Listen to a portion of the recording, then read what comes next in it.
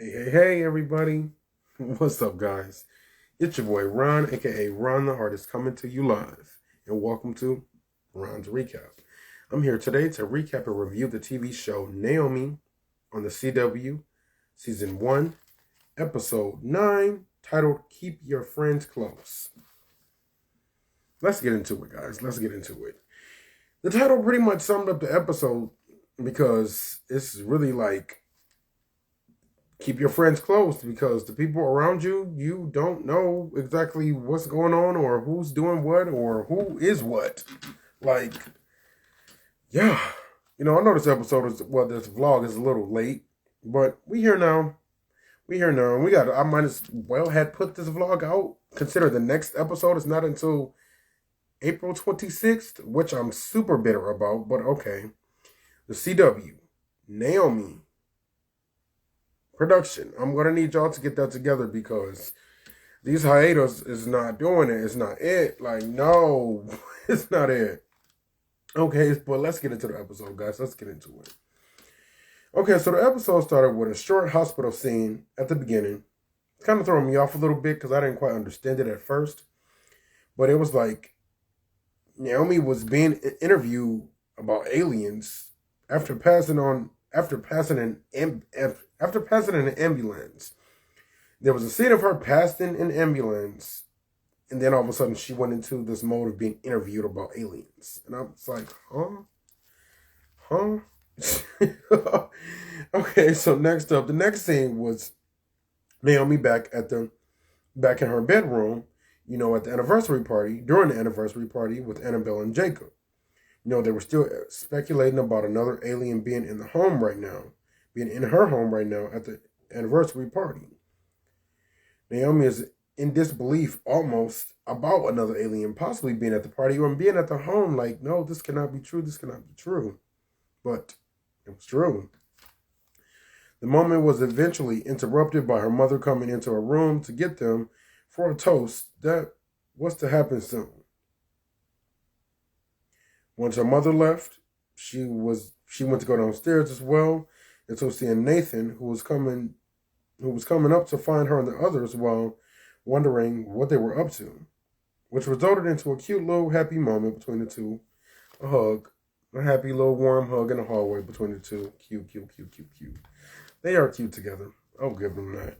Even though at first, I gotta be honest, I didn't really care for Nathan and Naomi together. Nathan has won me over. He's shown that, he's not an a-hole. He's not an a-hole as he was showing to be originally, at the start of the show. But, all right, he's a pretty stand-up guy. And either him and Anthony are really, getting somewhere and they've made their little truce. Well, I'm happy to see that. So on to the toast. Naomi has some beautiful words to recite for her speech for her parents and the guests of the party. Leading up to the toast, sentimental and nice. Shortly afterwards, she thought to herself, like in narrative mode, like, who could this other alien be and why are they at this party? Who is it and why don't I know that they're alien? Like, somebody's lying to me or keeping something from me. The next scene was of Annabelle and Jacob also being interviewed about the party, indicating that something serious might have happened at this party. I was still in awe, like, okay, who is interviewing them and why?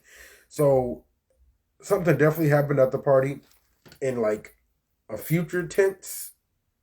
And they're speaking in past tense in the interview or whoever's interviewing them. But they're at the party still in past tense, if that makes sense. They're still at the party, but in the future tense, fast forward, something has already happened at that party and they're being interviewed by police or whoever in regards to it. It took me a minute to kind of catch on to that. Well, not necessarily, but it took a little second to figure out what that was about. So meanwhile, the next scene cut back to the three of them at the party on the search of this other alien. They started to approach everyone at the party for their social media info to like get their location and their phone information or whatever, to then track their recent locations from, their phones in hopes to find who took the disc from my room the other night. I thought that she had found it in that storage, but I guess not. I guess it's still missing. Next up, it was D training in the studio with others until receiving an unexpected visit from the commander from the military, and also head of the alien search.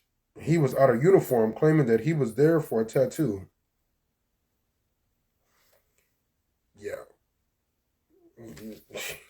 If you were there for a tattoo, why would you make your way to a studio? And then it was just, his presence was very off.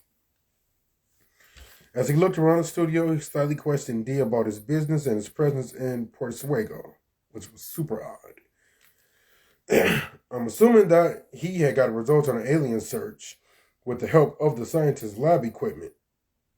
And at that moment, I was like, this is not looking good. Like, it was so random that commander just popped up out of nowhere to come and see D at his studio for a tattoo, and then questioning him about his presence in Puerto Rico out of nowhere. And I was like, okay, D, you got to figure out what's going on. So back to the party. After retrieving everyone's social media info, the results were in. Jacob's data collected, computer, after he collected all the data, there were 3 people on Naomi's street that night, being Nathan, D, and Lourdes. Surprisingly, leaving Naomi in awe, like, this cannot be. It was looking like it. It looks like it. And the next scene from there was another fast forward to Naomi being interviewed. Her being interviewed and questioned about what happened at this party again. I'm like, okay, what is going on? So the next scene back at the party was Nathan, Anthony, and Lourdes being the alien suspects by Naomi, Annabelle, and Jacob. As they narrowed down the search, they had to figure out how they were going to find out this info.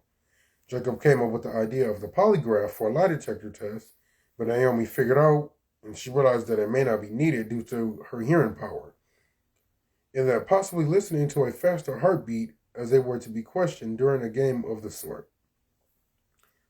She was like, okay, maybe we don't need that because I can just use my hearing power, in which definitely was valid. Super valid.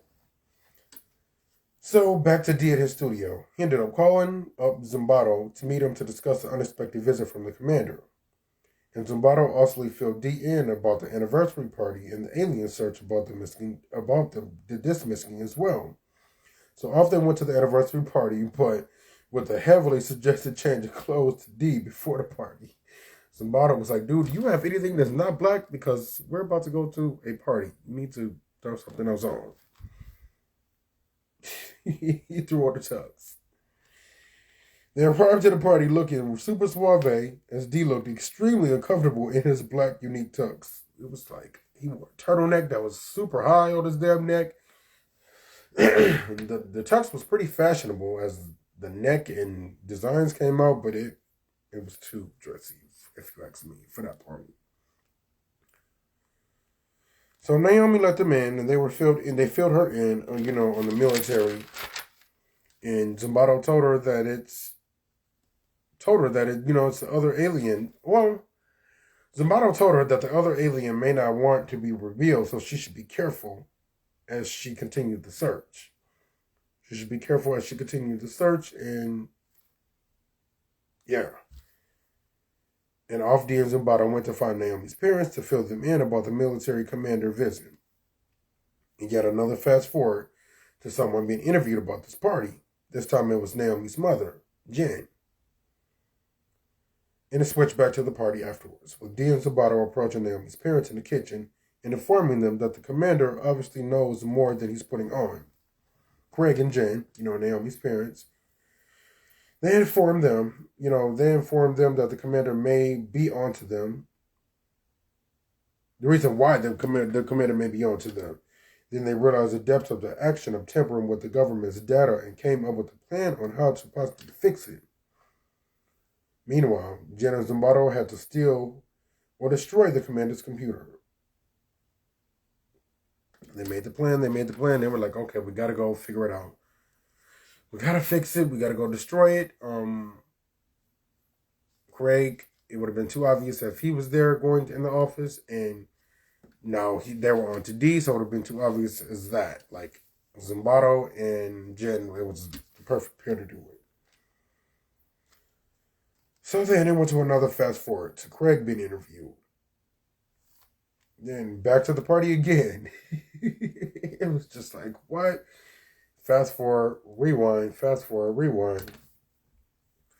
So back to the party, the game that Naomi wanted to initiate.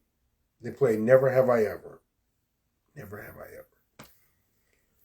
It began amongst the 6 friends, of course, Nathan, Naomi, Anthony, Jacob, Annabelle, and Lourdes.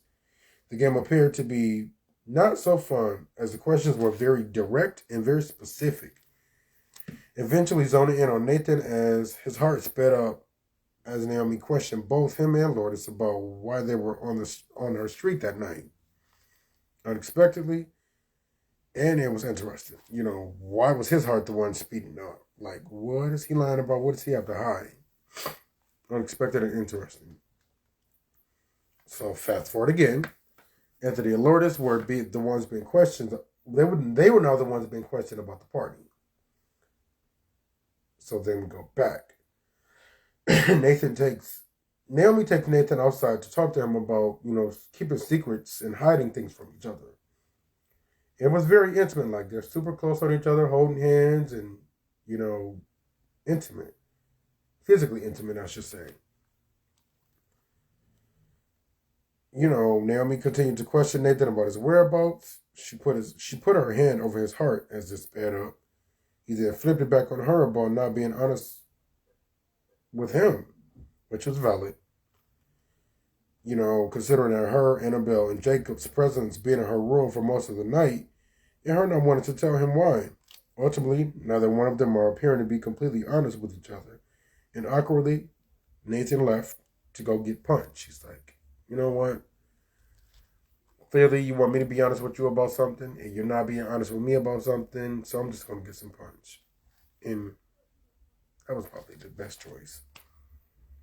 Fast forward again, Nathan was now being questioned about what happened at the anniversary party. Back to the party. As Naomi was heading back upstairs, she noticed Dee observing the party from afar, possibly wanted to keep an eye out for Naomi as she approached him, and they had their regular spiel about protecting one another, or, protecting her, and staying true to herself in spite of all that's going on. Annabelle approached them, complimenting Dee's uncomfortable suit, and to tell Naomi that Jacob has another update on their search.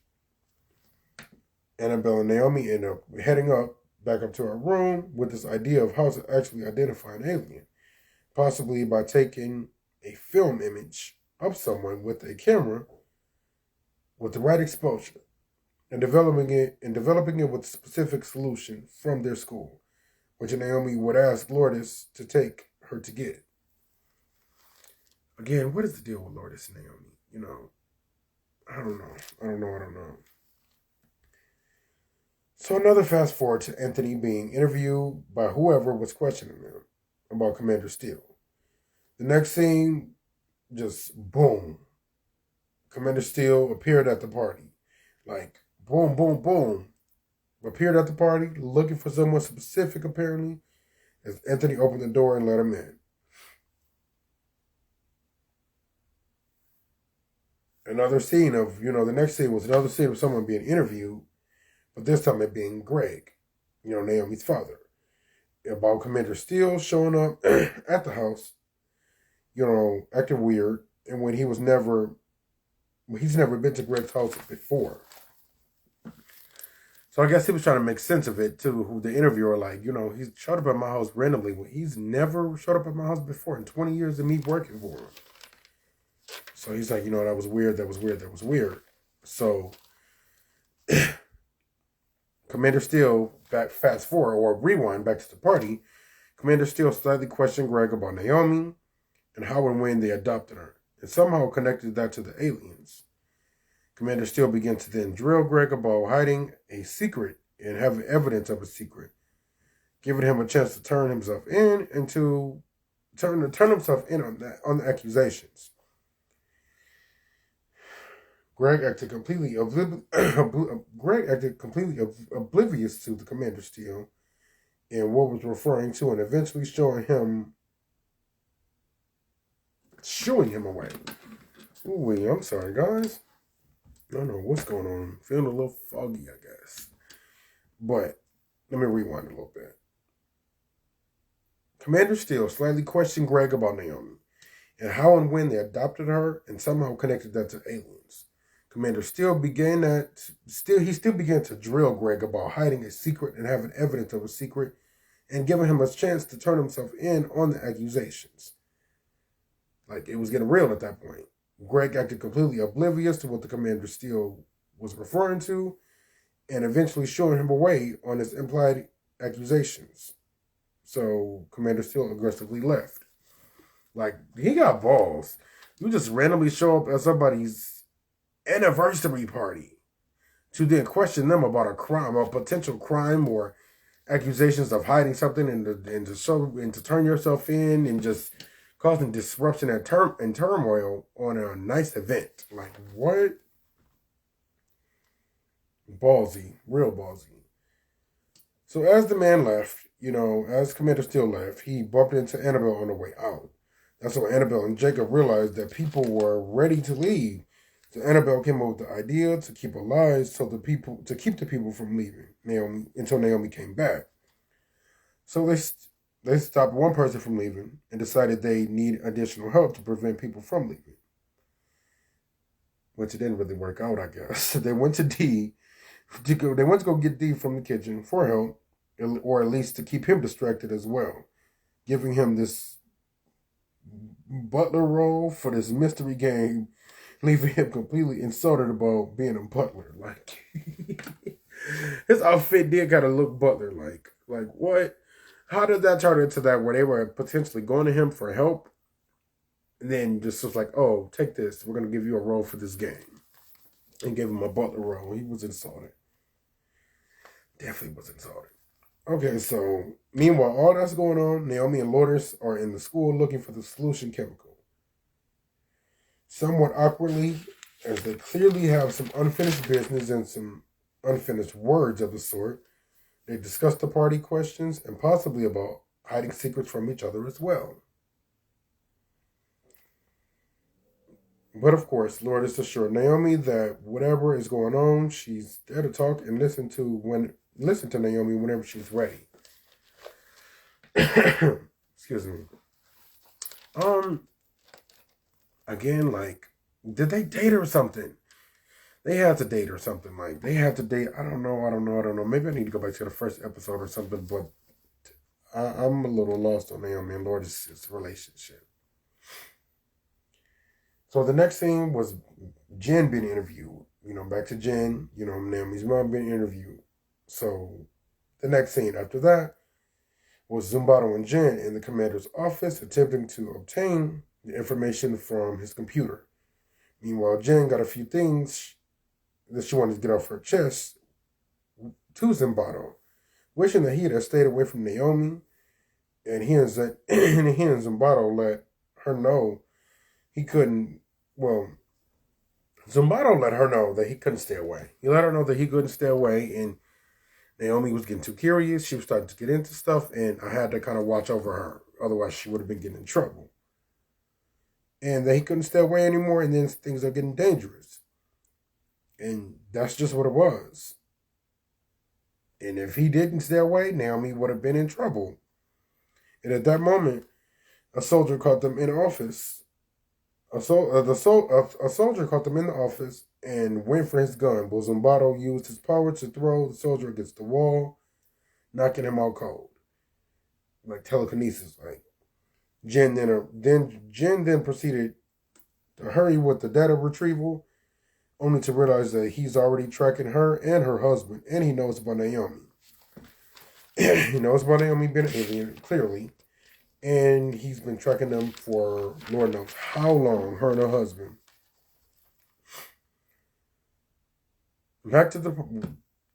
fast forward to that Naomi being interviewed again, her being questioned about whereabouts and why she was at the school or whatever happened. So again, they got somewhere where the interviewer got somewhere where he realized that, or he's letting it be known that something happened. Why were you at the school when whatever happened? So I'm like, okay, we're getting somewhere with this interviewer. And what is going on with this interviewer?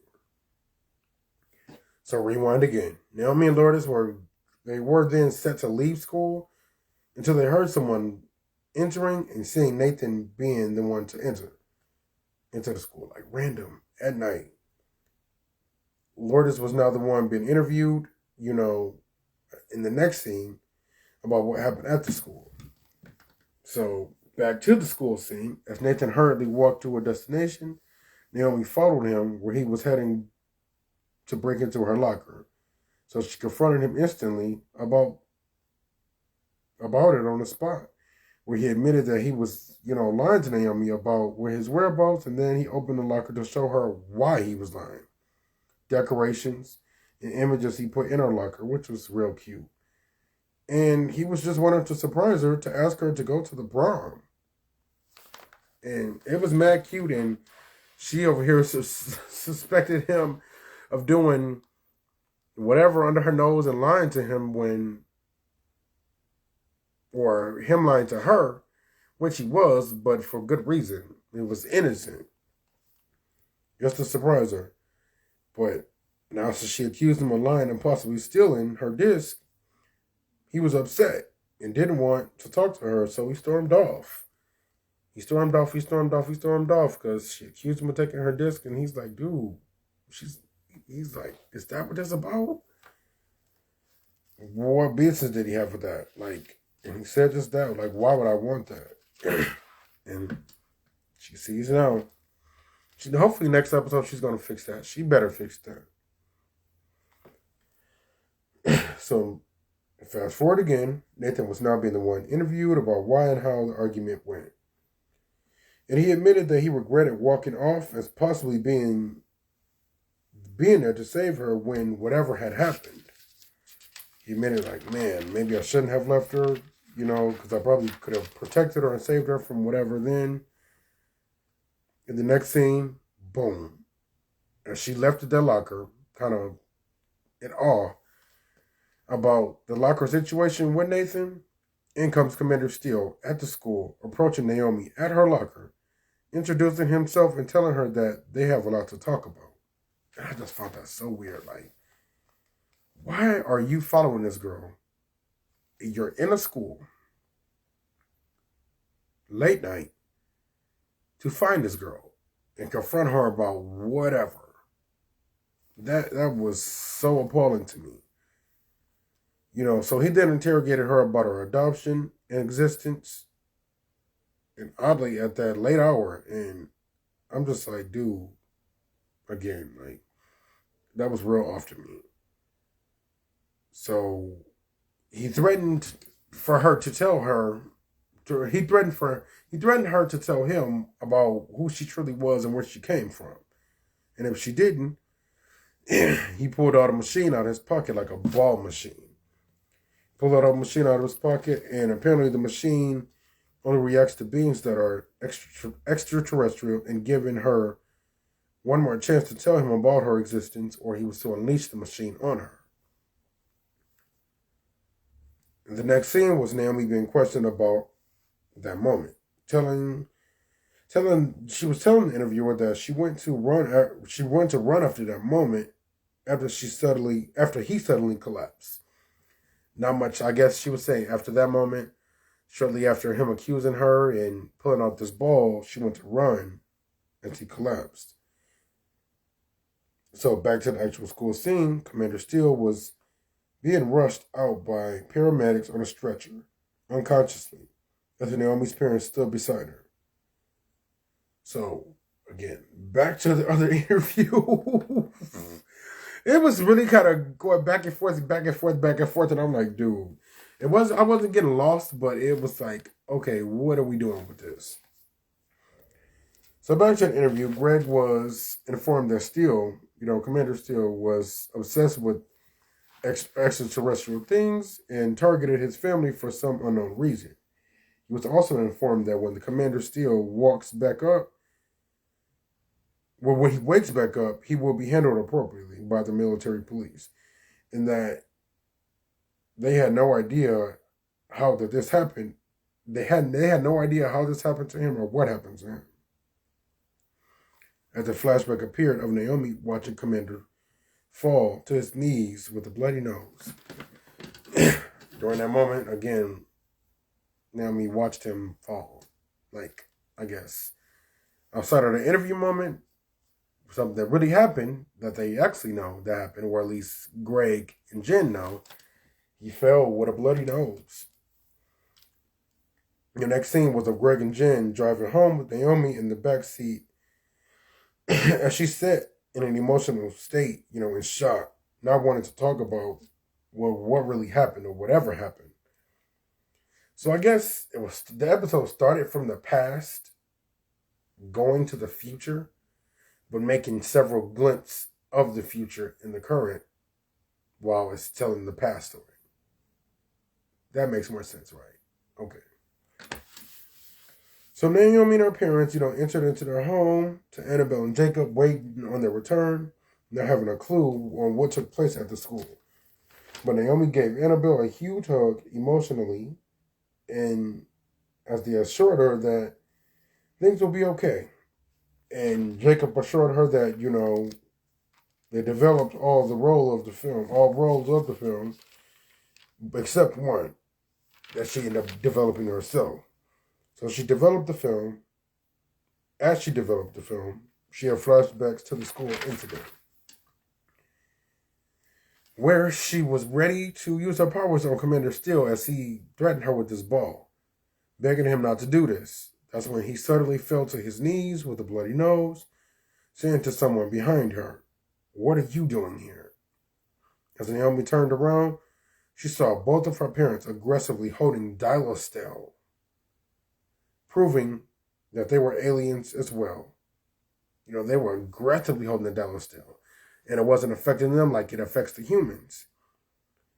So those were the aliens that Naomi was looking for. Those were the aliens, or the alien that was at the party. Meanwhile, as she continued to develop a specific picture in the present, as she was developing a specific picture from that role, it was of her parents, all three of them. And what do you know? All three of their eyes were blue in that picture, giving more assurance that they were aliens as well, leaving Naomi in emotional distraught because they had ultimately lied to her and deceived her and didn't tell her about this for way too long. At this point, they know Naomi is an alien. They know she's different. Why didn't they tell her that they were different as well? That probably played a part in them being there for her. Adopting her, whatever the case may be. They just left her in the dark about that, and knowing that she's coming into her own and her power and figuring out who she is, they could have really helped her by letting it be known that they are like her as well. Maybe not exactly like her, but they're similar to her, and they didn't. So Naomi's feeling deceived. And that was the end of the episode, pretty much. But again, Naomi was feeling deceived, and I can't blame her. It was a good episode. It was a good episode. Good episode. That's all I got for you guys this week, guys. I guess I will be seeing you guys on April 26th, the next episode, which seems like a long time from now. About 4 weeks away. Man, what are y'all doing, CW, Naomi? All right, but I will be into it when I come back, because the story is getting juicy and interesting, and I will be watching. Until then, see you guys. It's your boy Ron, aka Ron the Artist. If you're watching this with me right now, we're live on Instagram. If you're watching this on YouTube, this is pre-recorded and has been taken from Instagram. If you're watching this on YouTube, please subscribe, like, share, comment on the video. Let's talk about the episode. Let's talk about the review recap. Let's talk about it. If you're watching this on Instagram, let's talk about it. Follow me, like, share, comment. Let's talk about the recap review. Let's talk about the episode. Let's talk. Let's chat, guys. So again, until next time, peace.